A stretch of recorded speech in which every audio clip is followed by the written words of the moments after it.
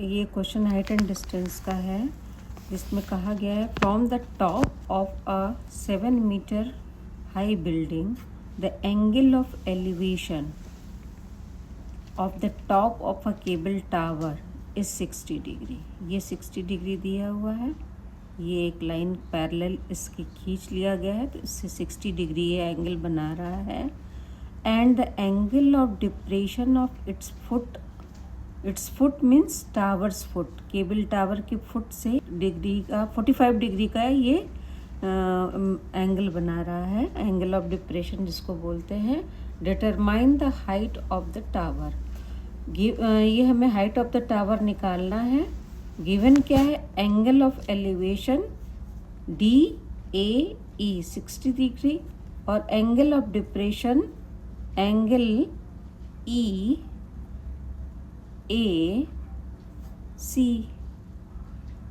दिया हुआ 45 डिग्री, ठीक है। और हाइट ऑफ द बिल्डिंग दिया है 7 मीटर। और ये एंगल ऑफ डिप्रेशन, ये और ये पैरेलल लाइन है, तो ये 45 डिग्री हो रहा है, तो ये एंगल भी 45 डिग्री का होगा, ठीक है। तो ये हो गया। उसके बाद हमें पता है ये हाइट जो है इसके बराबर होगा, तो हम पहले इसको ABC को ले रहे हैं ट्राइंगल। इन ट्राइंगल ABC क्या है, tan थीटा की वैल्यू क्या है, 45 डिग्री है, 45 डिग्री। और tan theta is equal to perpendicular upon base होता है। एंगल के सामने वाला जो होता है लाइन वो परपेंडिकुलर, और ये हो गया बेस एडजेसेंट जो होता है। तो ये 7 मीटर है और इसका नाम क्या देंगे, BC, ठीक है। Therefore BC is equal to क्या हो जाएगा, BC इज इक्वल टू, पहले ये लिख लेते हैं 7 मीटर 7 tan 45 हो जाएगा। और tan 45 डिग्री की वैल्यू हम जानते हैं 1 के बराबर होता है। तो BC is equal to 7 upon tan 45 की वैल्यू 1 हो गई, तो मतलब BC is equal to 7 metre. ये पहला इक्वेशन बन गया। अब दूसरी ट्रायंगल में आ जाते हैं। इन ट्रायंगल कौन सा ट्रायंगल लेंगे, जिसमें एंगल ऑफ एलिवेशन दिया है, इसमें एंगल ऑफ डिप्रेशन दिया था, तो DAE। In triangle DAE tan theta कितना है, 60 डिग्री है। और tan theta perpendicular upon base होता है, परपेंडिकुलर होगा DE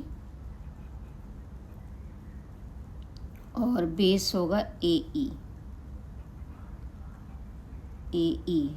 और हम जानते हैं कि AE बराबर BC है, AE बराबर BC, ये भी नोन था, AE बराबर BC, क्योंकि ये दोनों पैरेलल खींचा गया और ये इसके बराबर ड्रॉ किया गया है। तो इसको DE अपॉन AE को क्या लिख देंगे, BC। अब क्या हो जाएगा, परपेंडिकुलर हमारा हो जाएगा, परपेंडिकुलर तो DE है, बेस हमारा BC हो जाएगा। और BC की वैल्यू हम जानते हैं, यहाँ पे कर लेते हैं, BC की वैल्यू कितनी है, 7 DE। और tan 60 की वैल्यू हम जानते हैं √3 होता है।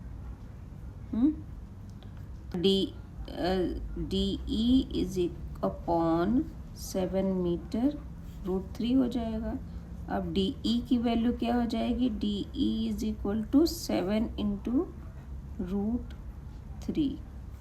ये दूसरा इक्वेशन हो गया। हमारा जो है हाइट, जो है हाइट ऑफ द टावर क्या है, हाइट ऑफ द टावर कितना है, किसके बराबर है, DC के बराबर है, हाँ। तो DC जो है किसके बराबर होगा, DE प्लस ई सी,